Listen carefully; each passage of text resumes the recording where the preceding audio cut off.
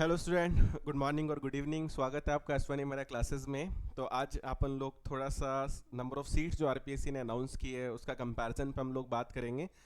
क्या स्ट्रैटेजी हो सकती है आगे के नेट के एग्ज़ाम के लिए हमारे, और क्या स्ट्रैटेजी हम लोग यूज़ कर सकते हैं असिस्टेंट प्रोफेसर की वैकेंसी के लिए, तो उस पर अपन लोग बात करेंगे। देखो, जब ये वैकेंसी एक्चुअली अनाउंस हुई तो ठीक है, मैं तो बहुत एक्साइटेड था कि वैकेंसी अनाउंस हुई है तो फिर से चलो बच्चों को असिस्टेंट प्रोफेसर जो है बनने का मौका मिलेगा। लेकिन उतना एंथुजियाज्म की अगर बात की जाए तो बच्चों में दिखाई नहीं दिया, क्योंकि बच्चों को ऐसा लग रहा है कि सर नंबर ऑफ सीट्स हैं वो काफ़ी कम है। इवनली ऐसे बच्चे जो पढ़ने में बहुत अच्छे हैं, मतलब जो मतलब यूँ मान के चलो सिलेक्शन के बिल्कुल किनारे बैठे हुए हैं, जो प्रीवियस वैकेंसी में मान लो इंटरव्यू में रहे थे, उनसे भी जब मैंने बात की तो उनको लग रहा था सर नंबर ऑफ सीट्स जो है वो कम है, क्या करें, क्या करना चाहिए, नहीं करना चाहिए। तो अभी तक लगभग बहुत सारे, तो समझो जब बहुत पढ़ने वाला बच्चा जो कंटिन्यूसली तैयारी कर रहा हो, जब वो ऐसी बात बोलता है, तो उससे जो कम प्रिपरेशन कर रहे हैं बच्चे मान लो, या थोड़ा बहुत एवरेज अगर बच्चा होगा तो वो बोलेगा कि सर यार सीट बहुत कम है, ट्राई करें या नहीं करें। तो मैं आप लोगों को एक चीज़ बताना चाहता हूँ। क्या देखो, 30 अपन देख रहे हैं कि क्रम संख्या जो है यहाँ पर 1 से लेकर 15 और 15 से लेकर 30, यानी 30 सब्जेक्ट के अंदर जो आरपीएससी ने असिस्टेंट प्रोफेसर की वैकेंसी अनाउंस की है ना, ये तो हमें दिखाई दे रहा है। अब इसमें अलग अलग पदों की संख्या है। जैसे चित्रकला है, मान लो उसमें 8 है, अर्थशास्त्र उसमें 23 है, अंग्रेजी है उसमें 21 है। तो इसमें अलग अलग स्ट्रीम की वैकेंसी या सीट्स आपको दिखाई दे रही हैं। अगर आप यहाँ पर आएंगे, देखो 26, 27 और 28, यानी एबीएसटी, व्यवसायिक प्रशासन और ईएफएम, अगर मैं इन तीनों को देखो जोड़ता हूँ, मतलब 17 प्लस 10 प्लस 8, तो ये 27 और 8 कितना हो जाएगा, देखो 35 सीट्स। तो आप समझ सकते हैं कि कॉमर्स की अगर बात की जाए, देखो कॉमर्स में तो फिर भी हम लोग एक बात करते हैं कि बच्चे कम है, नंबर ऑफ स्टूडेंट कम है। अगर अपन और से कंपैरिजन करेंगे, इकोनॉमिक्स से ले लें, और आर्ट्स कोई सब्जेक्ट रिलेटेड हो गया, या जो रसायन शास्त्र यानी केमिस्ट्री, भौतिक शास्त्र, यानी जो अदर सब्जेक्ट्स की अगर बात की जाए, वहाँ से कॉमर्स में ऑलरेडी स्टूडेंट जो है वो कम देखने को मिलेगा। पर आपको पता है राजस्थान में कॉमर्स को डिवाइड कर रखा है, ए बी एस टी में, ई एफ एम में और बी आई डी एम में डिवाइड कर रखा है।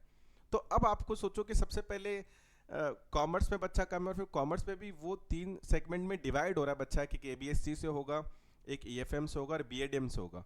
अगर मैं ओवरऑल कॉमर्स की सीट देखता हूँ तो ओवरऑल कॉमर्स की सीट 35 है। अब अपन एक एनालिसिस करें कि 30 अगर स्ट्रीम के अंदर अगर वैकेंसी अनाउंस हुई है तो कितने में, कैसे कितने स्ट्रीम हैं जो कि कॉमर्स से ज़्यादा सीट्स अगर लेकर चल रहे हैं। तो देखो ये पदों की संख्या है, नंबर ऑफ सीट्स हैं। तो देखो इसमें भूगोल की अगर अपन लोग बात करते हैं, वहाँ पर 60 सीट्स से जो ज़्यादा है। हिंदी जहाँ पर 58 सीट्स हैं, जो हम कह सकते हैं 35 से ज़्यादा है। इसके बाद सीधा राजनीतिक विज्ञान यानी आपका पॉलिटिकल साइंस होगा, जहाँ पर 52 है।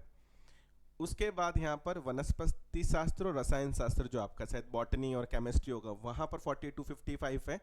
और प्राणी शास्त्र की अगर बात की जाए 38 अप्रॉक्सीमेट 35 के आसपास है। यानी लेकर कितने सब्जेक्ट हुए टेक्निकली, देखो आप 1 2 3 4 और 5, इसको तो मैं अप्रॉक्सीमेट बराबर ही मान सकता हूँ प्राणी शास्त्र। तो आप के लिए ये बड़ा मोटिवेशनल फैक्टर होना चाहिए कि 30 सब्जेक्ट्स की अगर बात की जाए, या 30 स्ट्रीम्स की अगर बात की जाए, कि वहाँ पर वैकेंसी अनाउंस हुई है, सोचो आप। और उसमें से आपके जो कॉमर्स के हिस्से में जो सीट आ रही है 17 ए बी एस टी में, 10 आ रहा है आपका बी आई डी एम के अंदर, 8 आ रहा है ई एफ एम के अंदर, जो 35 सीट्स हैं। तो आप देखिए कि लगभग टॉप 5 के करीब सीट्स हैं इसके अंदर। तो मेरे हिसाब से ये बहुत पॉजिटिव लेना चाहिए उन बच्चों के लिए जो कॉमर्स के अंदर असिस्टेंट प्रोफेसर की वैकेंसी के लिए जा रहे हैं। और दूसरा असिस्टेंट प्रोफेसर की वैकेंसी तो आप समझ सकते हो कि स्कूल के कंपैरिजन में यूनिवर्सिटीज़ या कॉलेजेस कम होते हैं। तो जब स्कूल में ही नंबर ऑफ बात की जाए सीट्स, आपने देखा होगा फर्स्ट ग्रेड के अंदर कितनी आई हैं, तो उसके कंपैरिजन अगर आप करेंगे तो यहाँ पर सीट्स जो है वो मुझे नहीं लगता कि आप डीमोटिवेशनली अपन कह सकते हैं कि मोटिवेशनल फैक्टर आपके लिए नहीं होना चाहिए। तो ये चीज़ आप लोग गौर करें कि 35 जो सीट्स है वो इन 30 सीट्स में से अगर हम 30 सब्जेक्ट स्ट्रीम से अगर अपन कंपैरिजन करते हैं, तो केवल 5 या 6 ही ऐसी स्ट्रीम है जिनमें वैकेंसी से ज़्यादा, जिसमें मैंने बोला प्राणी शास्त्र तो लगभग पास में, कुछ ज़्यादा नहीं है। यहाँ भी देखो 42 है, ज़्यादा डिफरेंस नहीं है, सोच के देखो। तो इसका मतलब ये आपको बहुत पॉजिटिव साइड में लेना चाहिए कि अगर हम कॉमर्स की बात करें जहाँ पर नंबर ऑफ स्टूडेंट काफ़ी कम है, आप सोच के देखो। और वहाँ पर मेरा एक मानना है कि बहुत सारे बच्चे केवल नंबर ऑफ सीट कम दिखाई देने के कारण से, जबकि वो एनालिसिस नहीं कर रहे हैं, परसेंटेज वाइज अगर अपन देखें तो हम लगभग जो है वो टॉप 5 या टॉप 6 में आ रहे हैं, सोचो आउट ऑफ 30 स्ट्रीम की अगर अपन बात करें तो। लेकिन मैक्सिमम स्टूडेंट को लग रहा है सर 10 सीट है, 8 है। अरे ये तो देखो कि टोटल कॉमर्स में सीट कितनी है, टोटल कॉमर्स के अंदर सीट 35 है, और ये केवल राजस्थान में ही ऐसा है कि अपन जो है वो कॉमर्स को इस तरीके से डिवाइड करते हैं। अगर ये मान लो हरियाणा में होता है या कहीं और होता है इंडिया में, तो आपको बताओ कॉमर्स की सीट यहाँ पर 35 लिखी हुई आती, और जैसे वो 35 लिखी हुई आती तो फिर वो आपको ज़्यादा दिखाई देना ऑटोमेटिकली जो है वो शो होने लग जाता कि देखो लगभग 30 हिस्ट्री में वैकेंसी निकली है, तो लगभग 5 या 6 नंबर पर सीट जो है वो कॉमर्स में आ रही है। और ये अच्छी बात है जहाँ पर कंपटीशन भी आपको कम देखने को मिलता है अदर स्ट्रीम के कंपैरिजन में, अगर अपन तुलना करें तो आपको डेफिनेटली इस तैयारी के लिए जाना चाहिए। और मुझको लगता है बहुत कम लोग इसकी तैयारी कर रहे हैं, मोटिवेशन बहुत कम बच्चों का है, तो जो मुझे लगता है कि इसकी तैयारी के लिए जाएगा उसके सिलेक्शन के चांसेस ऑटोमेटिकली डबल हो जाएंगे। तो अगर कोई असिस्टेंट प्रोफेसर की जाना चाहिए, अगर आपका फर्स्ट ग्रेड का एग्जाम अगर वो क्लियर हो जाता है फॉर एग्जाम्पल, या फर्स्ट ग्रेड टीचर ऑलरेडी हैं, तो इसकी तैयारी आपको सीरियसली करनी चाहिए, अच्छा टाइम है। और दूसरी बात अगर अपन थोड़ा सा और देखें, जैसे कि अपन अगर आगे की तरफ चलें,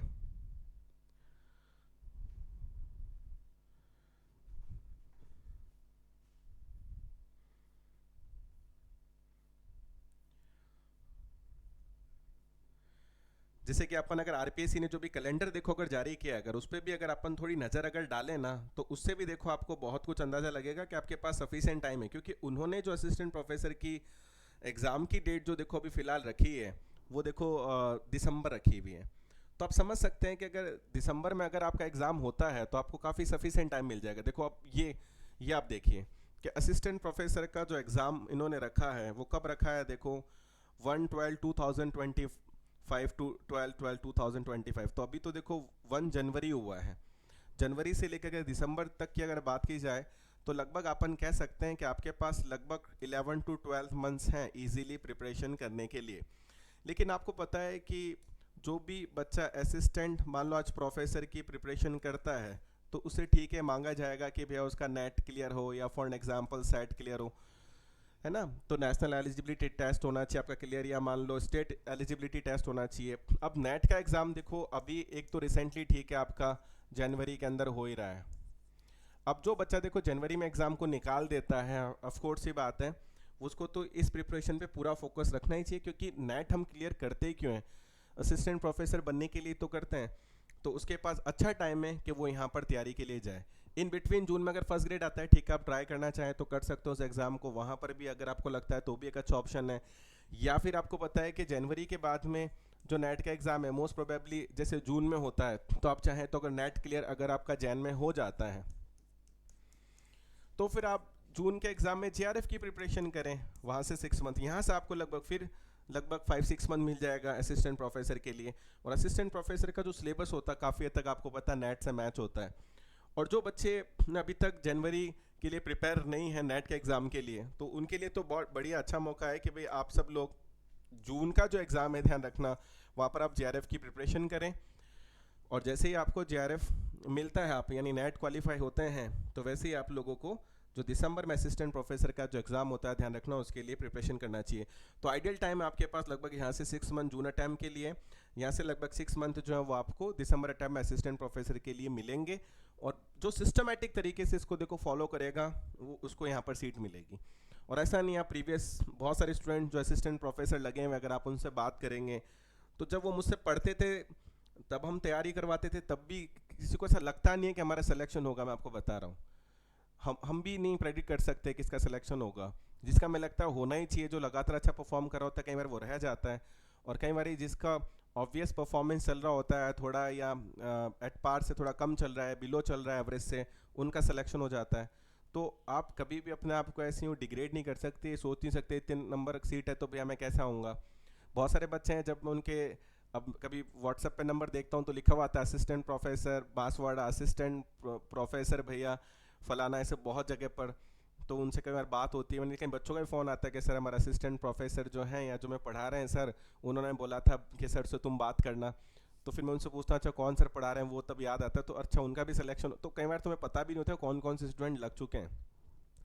तो ऐसे बच्चे ध्यान रखना जो तैयारी करते हैं उनको रिजल्ट मिलता ही है। वो भी आज असिस्टेंट प्रोफेसर तक क्यों पहुँचे, क्योंकि उन्होंने हिम्मत दिखाई थी, तैयारी की थी। और यहाँ पर बच्चे हिम्मत ही नहीं दिखा पा रहे हैं, मतलब उनको लग रहा है सीट कम है, जबकि मैंने अभी आपको कैलकुलेशन दिखा है 35 सीट्स, नंबर ऑफ सीट्स काफ़ी सही हैं, औरों के कंपैरिजन में आपको जाना चाहिए। जून अटैम्प्ट पर आप पूरी ताकत लगाओ कि यहाँ पर आपका नेट हो जाए। इनिशियली अगर इसने फॉर्म भर रखा है तो यहीं पे तैयारी के लिए जाए, और फिर इस तैयारी को पूरा देखो। अब जब कैलेंडर में दिखाई दे रहा है आप लोगों को कि यहाँ पर ये एग्ज़ाम जो है यहाँ पर होना है हमारा, तो हमारे पास सफिशिएंट टाइम है, ध्यान रखना है कि हम इस वैकेंसी के लिए प्रॉपर जो है वो तैयारी कर सकते हैं। तो आप स्ट्रैटेजी बनाएं प्रॉपरली जून तक के लिए। आप नेट का एग्ज़ाम अगर देते हैं तो वहाँ पर काफ़ी सारी यूनिट आपकी कंप्लीट होगी। जैसे अगर आप ईएफएम से देते हैं तो आपका जैसे इकोनॉमिक्स वाला पार्ट है वो काफ़ी कंप्लीट हो जाएगा, आपका जो एफएम वाला पार्ट है वो कंप्लीट हो जाएगा, आपका जो स्टैटिस्टिक्स वाला पार्ट है देखो वो कंप्लीट हो जाएगा। तो काफ़ी चीज़ें, इंडियन इकोनॉमी के भी काफ़ी सारे टॉपिक आ जाएंगे, मॉनेटरी पॉलिसी, बजट वगैरह जो हैं आपके, इकोनॉमिक इन्वायरमेंट वगैरह थोड़ा बहुत, अगर आप बिजनेस इन्वायरमेंट पढ़ेंगे तो वो वहाँ कवर हो जाएगा। बीएडीएम का मैक्सिमम आपका कवर हो जाएगा, जैसे एचआर है, मार्केटिंग है, मैनेजमेंट है आपका, ओबी है आपका, लॉ है आपका, evenly business environment, corporate governance का भी काफ़ी, तो बहुत अच्छा खासा सिलेबस बीएडीएम का भी अपना नेट के थ्रू कवर हो जाता है। और एबीएसटी के थ्रू जाएंगे तो स्टैट्स, कॉस्टिंग, अकाउंट, जो भी आपके सब्जेक्ट हैं बाकी, चाहे वो फिनेंस ले लें आप, चाहे अकाउंटिंग ले लें, चाहे टैक्स ले लें, स्टैट्स ले लें, तो वो भी नेट के अंदर। तो नेट एक ऐसा एग्जाम है जो आपको यहाँ पर पूरा तैयारी का मौका देगा। तो यहाँ पर आपको मैक्सिमम रिवाइज ही करना होगा, थोड़ा सा इन्हेंस ही करना होगा। पर आप नेट की प्रिपरेशन करें, इसकी प्रिपरेशन नहीं करें तो समझ से मेरा थोड़ा बाहर होगा। और इन बिटवीन अगर आपका कोई एग्जाम आता है तो फाइट करते चले जाइए। हर एग्जाम का सिलेबस कुछ ना कुछ मैच होता है। फर्स्ट ग्रेड की भी आप तैयारी करते हैं वो भी आपको सपोर्ट ही करेगा। यहाँ पर ध्यान रखना काफ़ी कोर्स मैच ही होता है उनका, क्योंकि हम फर्स्ट ग्रेड पढ़ाते हैं तो हम पता है हमारा एक लेक्चर वहाँ भी जाता है। आज प्लानिंग है, ऑर्गेनाइजिंग है, कंट्रोलिंग है, या मॉनेटरी पॉलिसी या फिस्कल या बजट है, कुछ भी हम पढ़ा रहे हैं तो पता है वो फर्स्ट ग्रेड में भी जा रहा है हमारा, यहाँ पर भी जा रहा है, तो काफ़ी सिलेबस जो है वो मैच होता है। तो प्लीज़ आप कॉन्फिडेंस रखिए, आप तैयारी को इस प्रकार से रखिए। ये देखो आरपीएससी ने अपना पूरा जो है वो कैलेंडर जारी कर दिया है, तो वहाँ पर आपको बहुत अच्छा, ठीक है, पर रिसर्च असिस्टेंट का एग्ज़ाम का भी देखो डेट आ चुका है आपका, है ना, जिन्होंने इसका भी काफ़ी बच्चे जो हैं जिन्होंने फॉर्म भर रखा है, ठीक है, तो वो भी यहाँ पर जा सकते हैं। इसके अलावा आपका जो स्कूल का जो एग्ज़ाम है, सीनियर टीचर कंपटीशन एग्ज़ाम आपका, तो वो भी आपका देखो 7/9/25 से 12/9/25 के बीच में जो एग्ज़ाम का जो डेट आ रखा है। तो इस तरीके से सारी डेट आ चुकी है। जो काम की वैकेंसी आप उनको फाइट करते चले जाएं। इस वैकेंसी पर आप नज़र रखें, क्योंकि असिस्टेंट प्रोफेसर आपको पता है एक तरीके से आरएस की लेवल की जॉब है, और बहुत कम बच्चे मोटिवेटेड है नंबर ऑफ सीट को लेकर, तो ये मौका ज़्यादा बनता है, ध्यान रखना। मेरे तो एक दोस्त है जो अभी यूनिवर्सिटी में प्रोफेसर लगे हुए हैं, ध्यान रखना, और उन्होंने एग्ज़ाम कब दिया था जब एक ही सीट थी, 1 सीट पर फाइट किया था उन्होंने और उनका सिलेक्शन हो गया। रीज़न उन्हें पता था एक सीट को देख के बहुत सारे लोग जो पेपर देंगे ही नहीं। तो ये बहुत फ़र्क पड़ता है। ऐसी एक कंपनी में मेरे एक दोस्त लगे हुए, वो मुझे बता रहे थे कि यार नंबर ऑफ़ सीट कम थी तो मैंने फॉर्म भरा, तो जितनी रिक्वायरमेंट थी ना, जैसे मान लो 10 सीट है, पहुँचे ही 5 लोग, तो उन्होंने 5 को रख लिया। वो चीज़ यहाँ पर देखने को मिल सकती है। नंबर ऑफ़ फॉर्म कम भरे जाएंगे या भरे भी जाएंगे किसी केस के अंदर, तो बहुत ज़्यादा चांसेस होंगे वो तैयारी नहीं करेंगे या तैयारी एट द लास्ट मोमेंट करेंगे। तो आप पहले से प्लान करते हुए चलें। अच्छी सीट्स हैं, ध्यान रखना, अच्छा टाइम मिल रहा है आप लोगों को, बहुत पहले नोटिफिकेशन दे दिया, डेट दे दी है, बीच में नेट का एग्ज़ाम यार पूरा मौका है, मतलब सिस्टमेटिकली आप चीज़ों को करते चले जाएं। अगर किसी का एमकॉम वगैरह भी का भी एग्ज़ाम है बीच में तो वो क्लियर आप कर सकते हैं, पर आप इस वैकेंसी के लिए जाएँ, ठीक है। तो ये मैं आप लोगों को अपडेट इसलिए देने के लिए आऊँ क्योंकि बहुत सारे बच्चों के मन में ऐसे था कि इसकी तैयारी करें नहीं करें, क्या करें कैसे करें। तो आई होप कि आपको मेरी बात समझ में आई होगी कि मैं आपको समझाना क्या चाहता हूँ, उस चीज़ को आप फॉलो करें।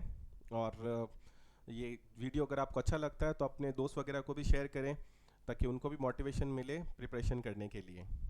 आई होप आपको सब कुछ अच्छा लगा होगा। और आप चाहें तो प्ले स्टोर से अश्वनी मेहरा क्लासेस जो एप्लीकेशन है, ध्यान रखना, वो भी आप डाउनलोड कर सकते हैं। वहाँ पर आपको कई सारे फ्री कंटेंट और फ्री वीडियोस भी आपको मिल जाएंगे जो आपकी इन कोर्सेज़ में हेल्प करेंगे, ठीक है। Thank you.